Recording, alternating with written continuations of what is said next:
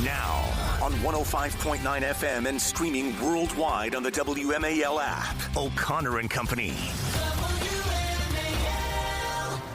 It is 5:07 on this Wednesday morning in your nation's capital, and a good one at that. It's the 14th day of January, and we are rearing to go here on O'Connor and Company. Over the next 4 hours, we're going to get you where you need to go and keep you informed, give you traffic, give you weather, give you news, get you fired up, and maybe give you a laugh or two. At the very least, a smile. Coming up at 6:35, Cal Thomas will be here. At 7:05, Carrie Severino from the Judicial Crisis Network, who was all over the Supreme Court arguments yesterday over transgender policies and men playing women's sports as long as they dress up like girls. 7:30, that's literally what the Supreme Court just heard arguments about. That's where we are right now in 2026. Supreme Court heard arguments about the constitutionality of men being allowed to play women's sports as long as they dress up like girls.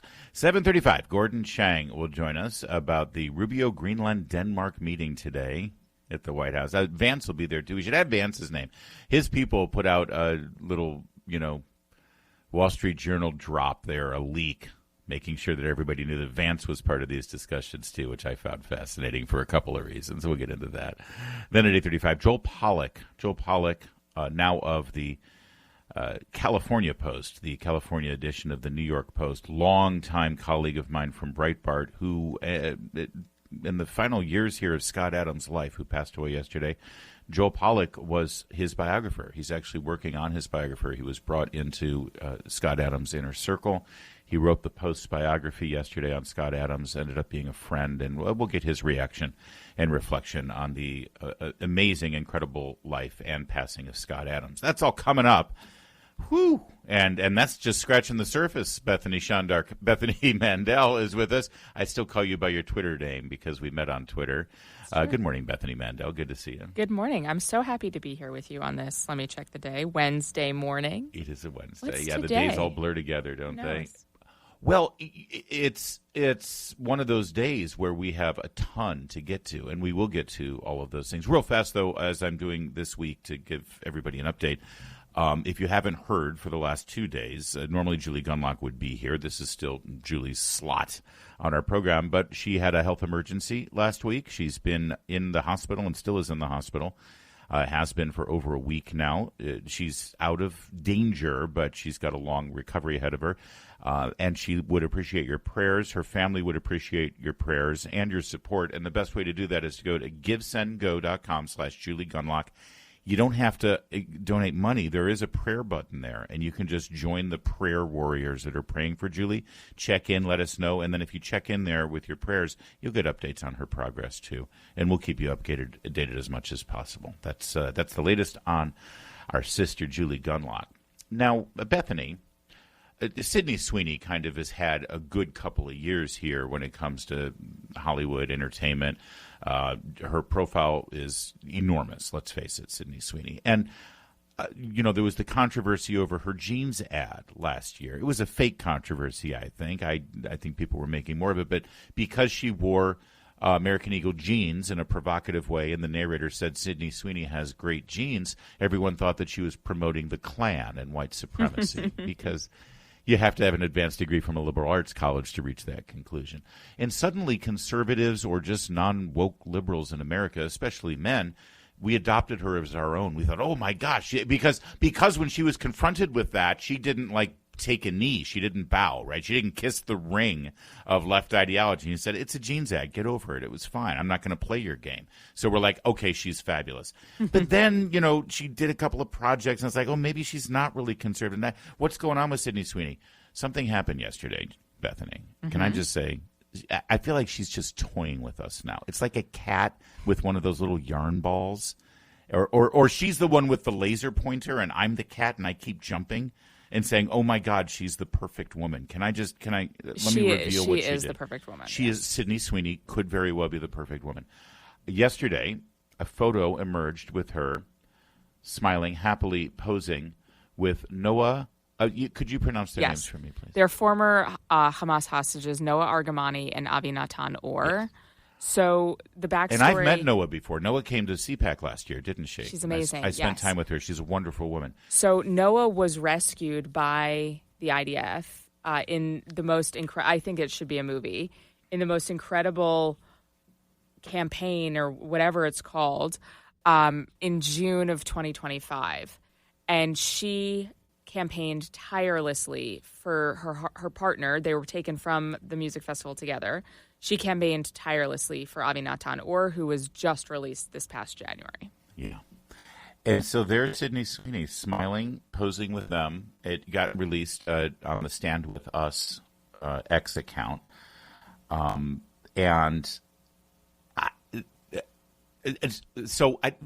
is this remarkable? Because Hollywood has been virtually silent. Yeah. On October 7th. Well, actually, they've been worse than silent. The majority of Hollywood types all wore pro-Hamas-style propaganda on their lapels at the Golden Globes this weekend. They have been in support of organizations and movements that helped Hamas, the terrorists, in this.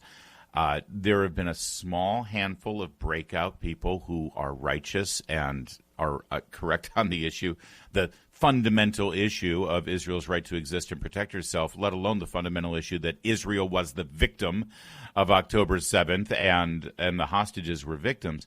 But you can count those Hollywood types on one hand. And here's Sydney Sweeney at sort of the peak of her popularity and Hollywood influence, happily posing with these Hamas survivors. Yeah. And I think she may be the perfect woman, Bethany. So unfortunately for you, she's dating Scooter Braun, which is how they ended up posing with Noah and Avinatan. Oh, give us the background on that. Yeah. So Scooter Braun is fantastic. He, ever since October 7th, has really advocated a lot for the hostages, for advocacy, for, awareness, basically, of what happened on October 7th. And he had befriended Noah Argamani, and then they got together. I think they're in Miami. I think this picture was from Miami when they all got together. So Sydney probably has a personal relationship with Noah Argamani and now her partner, Avinatan. So it's not just a photo. It's probably a lot more than that. And I think that's... Oh, one would assume. They look like they're in the backyard of somebody's private home, and they're socializing and probably working together for awareness and et cetera. Maybe even a project. You just said it should be a movie. Maybe they're talking about making it a movie. Bethany, let me just correct the record. What do you mean, unfortunately for me, she's dating someone? I am married and happily and will be for the rest of my life to one Meredith Dake O'Connor, who, by the way, has a little bit of a Sydney Sweeney thing going on with her. I don't know if you've noticed that. She does. No wonder you have a thing for Sydney Sweeney. Yeah. No wonder you have a thing for Meredith. So obviously I am not, expressing my own personal desires here. I'm merely pointing out that she is. This Sydney is the giant gorgeous. Asterisk, folks. She's talented. Thank you. I just wanted to make sure everybody. Also, part of what you were just telling me, I sort of zoned out because I'm looking at. Sydney is wearing. You had to preface that you zoned out with all of that. Yeah. Okay. Because she's wearing these very short denim jeans, like very short, and these black just under the knee boots. Yeah. You're just painting color for our listeners. And you're not sitting there just staring at this photo. No. Gorgeous. No, this is all in the light of duty, folks. You're welcome, everyone. He's really taken one for the team. That's why they pay him really the big takes bucks. its toll sometimes. I know. And somehow you manage. Somehow. There's Sydney Sweeney for you. That's your update. And by the way, one other great thing about Sydney Sweeney, in the immortal words of Andrew Breitbart, she pisses all the right people off. I love it. Yes. She's got all the right enemies. Yes. So there you go. All right, coming up in a moment, some reflection on the passing of Scott Adams, a truly cultural one-of-a-kind and an intellectual that we will sorely miss. But thankfully, he left all of his thoughts with us that we can live with for the rest of our lives and be inspired by. We'll get into it in a moment. First, though, it's 5:15. WMAL, making sense of the news. Live from the Home Paramount Pest Control Studios. Home Paramount, the leader in pest control since 1939. Scott Adams, the creator of the Dilbert cartoons, died yesterday after a very public fight with cancer. He was 68 years old, and he retained his public profile right up until the moment he couldn't. He was doing daily video blogs and conversations with his fan base right up until the day before he had to go into hospice, and the day after it was announced he was in hospice, he had passed away. But to just define Scott Adams as the creator of the Dilbert cartoon is not nearly enough. He was an intellectual. He was a philosopher. He was just a really smart guy who had great ideas and a great take on life. And as usual, it's so funny whenever you praise somebody for his intellect and his philosophical musings. It's like, oh, so you agree with everything he said? Of course not. There's not one person on this planet with whom I agree 100% of the time.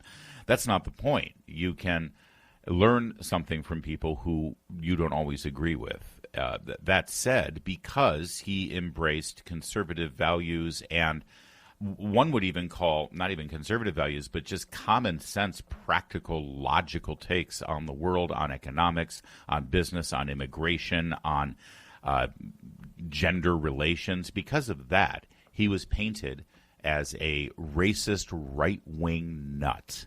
And as is typical in these cases, upon his passing, the bios, the obituaries, even the headlines of the articles written about his passing included pejorative, nasty little attacks on him. We'll get to that in a moment, but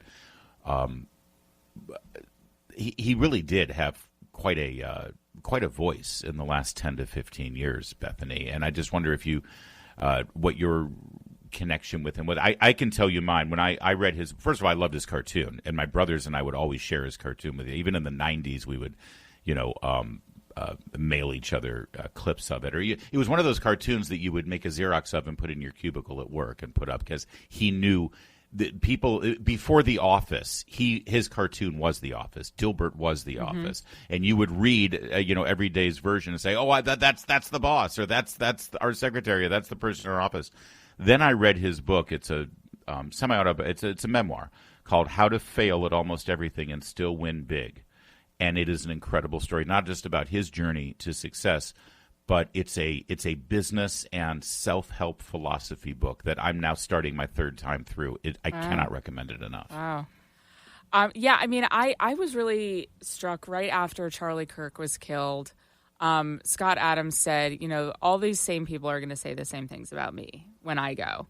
And he was right. And by the way, they're going to do the same about you and I when we go. Oh, yeah. So I think that he understood that he was really taking a risk and threatening with his outspoken sort of, not activism, but beliefs that he was going to overshadow Dilbert. And rightfully, he believed that saying what he thought was more important than a cartoon. Yeah.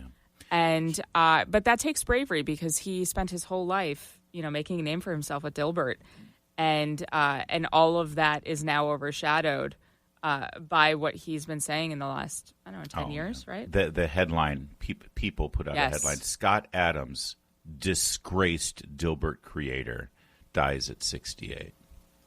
Disgraced. Creator.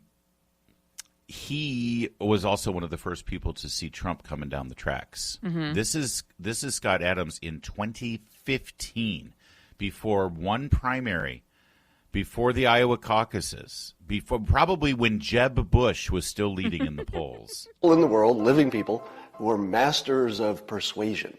They've got a linguistic gift for influencing people, and they're using actual technique. What I saw in Trump was someone who was highly trained, and that a lot of the things that the media were reporting as sort of random insults and bluster and just Trump being Trump looked to me like a lot of deep technique that I recognize from the fields of hypnosis and persuasion. So let me give you a few examples of the technique that Trump uses. There's something that I call the linguistic kill shot. And what that is a engineered set of words that essentially changes an argument or ends it so decisively, I call it a kill shot. So one of the ones that Donald Trump used was when he referred to Jeb Bush being a low-energy guy. Very, very low energy. So low energy that every time you watch him, you fall asleep. Donald, you cannot take more energy tonight. I like that. Or when he referred to Carly Fiorina as a robot. Like a robot. Ba, ba, ba, like a robot. Or Carson as nice. Ben is a nice man. He's actually a really nice guy. All of these have the same quality. The words you have. He just had such a unique way of looking at things, and it was all. He's like an engineer. His training was in business and economics, and he worked at a bank. He worked as a Xerox salesman. Or he tried to be a Xerox salesman. It didn't work out very well. The best part of his book is about all the failures in his life that led him to becoming the Dilbert cartoonist and incredibly unbelievable success. So one thing that I really liked and appreciated was that he left behind a note for it to be published after he died. Yeah. And it kind of, I mean, maybe it's like dark and weird, but I was thinking to myself, I should write that kind of note. We all should have that kind of note ready to go. And in his note, he basically said, I apologize for nothing. I was here and I gave it my all. And it kind of felt like a preemptive response to the likes of People magazine. And by the way, if you read his book, you get the sense that he has a strong sense of morality and ethics, but my sense was always that he was just sort of a cynical atheist or agnostic at the very least. And he's been flirting with matters of faith for years. In that letter that he left for his wife to read, he said that in the final days of his life, he embraced Jesus Christ as his Savior, and he was hoping and praying that he would meet his just reward. And, well, I hope and pray the same. Joel Pollack, his biographer and his friend, will be joining us to talk about the life of Scott Adams coming up at 8:35. Right now it's 5:24. All right, coming up at our 5:30 segment, right after you hear a little bit of news that's going on around out there, we've got some moves from the Trump administration in reaction to the fraud in Minnesota and the war on ICE. You'll hear Stephen Miller's statement, and you'll hear a new policy announced by President Trump. Keep it here. WMAL-FM, Woodbridge, Washington, a Cumulus media station. Making sense of the news. News Talk 105.9. WMAL. News now. Now, on 105.9 FM and streaming worldwide on the WMAL app. O'Connor and Company. What a day. It's 5:37. It's O'Connor and Company, and today's the 14th day of January. Thanks for tuning in. You got a busy lineup ahead of us, including at 6:35, Cal Thomas. At 7:05, Carrie Severino. We'll talk about yesterday's monumental arguments at the Supreme Court. 7:35 brings us Gordon Chang on the summit scheduled today for Greenland. 8:35, Joel Pollack on the passing of Scott Adams. It's Larry O'Connor with Bethany Mandel. Good morning, Bethany. Good morning. Thank you for having me on this beautiful, blustery Wednesday morning. Blustery is such a great word. I know, I love course, it. We are always happy to have you.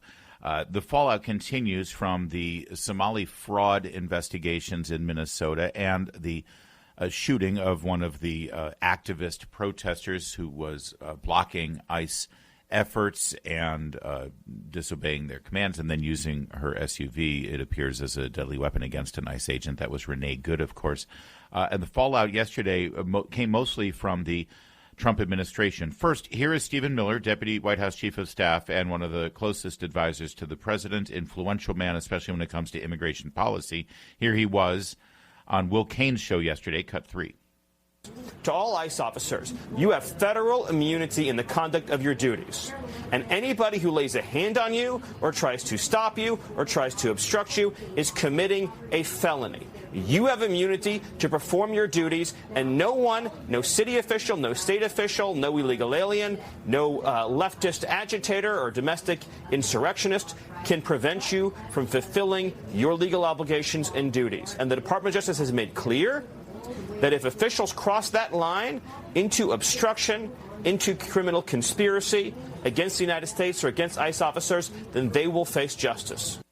Now, the president also made some announcements yesterday with regard to federal actions having to do with funding for sanctuary cities. We'll get to that in a second. It's really important. But I got to say, Bethany, you know, when you watch cable news, and sadly I have to sort of find out what the other guys are saying, one common theme is they all seem to get the same talking point. And yesterday it was there's chaos, there's disruption, There's all of this anger and all of this pent up rage, and it's all because of the Trump administration's use of ICE to literally do their job. And the administration has done nothing to turn the temperature down. That was the talking point you heard everywhere. They're not doing anything to turn the temperature down. And it's interesting to me. It's like, so what side of this equation needs to turn the temperature down? Because on one side, you've got federal ICE officers who are doing their job and enforcing the law. On the other side, you have all of this funding for all of these activist groups who are getting in their face and disrupting them. I haven't seen anybody on the left, not one Democrat, has stepped forward saying, hey, I agree Trump's policies are bad, but getting in the face of armed law enforcement from the federal government is not the solution. That's dangerous, and our side needs to step down. They're not. If anything, they've got more funding, and they're ramping it up. So what's infuriating about that also is that they're taking a risk with the lives of all of these activists and all of these people that they've wound into such a tight ball. Because these turning her into a martyr has consequences, and you're going to just create more of her. And one would think you don't want more people to senselessly die. One would think, but that's not what we should think, because they have turned her into a very convenient martyr. They are able to milk that forever, and they will milk that forever. If this had been, I think they waited a beat to see if she was a convenient person before they jumped in, and they decided that she's a suburban white woman and therefore fair game. But there was a similar story. Do you remember where this happened? And it was with an illegal immigrant where an ICE agent shot them, and they were like, "Oh, that doesn't quite fit the narrative." Do you remember where that happened, Larry? In Portland, where the two illegal immigrants in the car were members of the Trinidad gang and were wanted on suspicion of prostitution and various other things. Yeah. That one weirdly did not become the cause. No, it disappeared. It disappeared. Yep. Yes, you're right. It's a great point. The president was at a Ford factory in Detroit. He also spoke with the Detroit Economic Club, very influential group, and he made a policy announcement that many of us have been waiting for decades, having to do with sanctuary cities, counties, and states that defy federal law and refuse to cooperate. And let's just be clear. In other jurisdictions that do not have sanctuary policies like Minneapolis and the state of Minnesota, most of the ICE actions and activities that you're seeing on the ground there on cable news don't happen on the ground or in the street. They're happening in courtrooms, and they're happening in county jails because the police and the local authorities are cooperating with ICE, and they hand these criminal illegal aliens who have a detainer over instead of releasing them to the public and refusing to communicate with ICE. So because of that, President Trump made this announcement yesterday, Cut 4. Many of those people are murderers. They're people released from jails, prisons, mental institutions, insane asylums. They're people that are drug dealers. They're addicts. Additionally, starting February 1st, we're not making any payments to sanctuary cities or states having sanctuary cities because they do everything possible to protect criminals at the expense of American citizens, and it breeds fraud and crime and all of the other problems that come. So we're not making any payment to anybody that supports sanctuary cities. Now, this is a great moment because these states are going to sue. And then we're going to have a judge say, oh, yeah, the federal government is still obligated to give money to jurisdictions within the United States of America who defy federal law openly and brazenly and don't work with them. I don't know how that's going to end up legally, but it sure seems like a tenuous legal position to take. Yeah. I mean, this is so much of, what President Trump said, but also, members of his administration have said. J.D. Vance, when he stood up at the press conference the day after she was killed, this sort of unapologetic, maybe a little bit too callous. This is what the American people wanted from, especially Republicans, from this administration. They need to see enforcement of our immigration policies, even when the left does terribly manipulative things like allow a single mother to be martyred.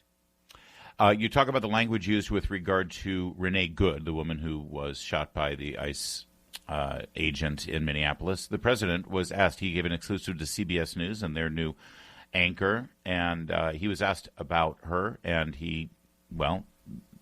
you'll hear what he had to say. We'll play it next. And more policy changes here, specifically with regard to the temporary protective status of Somali refugees that was made yesterday. We'll share that in a moment, too. It's 5:44. Later today on the Derek Hunter Show, more Democrats are now identifying themselves as liberals than they used to. There's a very specific reason for that. I'll explain it at 3 o'clock on WMAL. You just characterized Vice President J.D. Vance's communication skills and delivery of during the press conference following the shooting of Renee Good in Minneapolis. President Trump was asked specifically about that shooting and about Renee Good, the activist, who, and again, I just want to reiterate, this is a woman who was unemployed, unless she was making money as a protester. That's yet to be established. Yeah. But for all intents and purposes, she was unemployed. And she had custody of one of her 3 children. And she started her day by dropping her child off with strangers at a daycare center. Daycare, which is usually reserved for, people with jobs. Parents who have jobs, right? You're supposed to, that's the whole reason for daycare. That's why we're told we need federally funded daycare, is so that people can have someone taking care of their children while they have to go to work. That's not the case here. She did not have to go to work. This is a woman who chose to hand off her child to strangers at a daycare center so that she could go and position her car perpendicular in a lane where ICE was conducting their legal duties, and then, along with her wife, antagonized and was belligerent to that ICE agent to the point where, when told to get out of the vehicle, she instead decided to accelerate, and it certainly appeared from my eyes that she was aiming that vehicle right at the ICE agent, who actually got hit by that car. I think it's important for all that context when we talk about Renee Good. Yeah, I think it is too. So here is the president asked about her yesterday, cut 5. Of Renee Nicole Good. I've been speaking to her father, who is a big supporter of yours, like many Americans are, but he's heartbroken right now. I can understand that. He's heartbroken because his daughter is dead, that's obvious. He's also heartbroken because your administration so quickly has come out and said she's a domestic terrorist.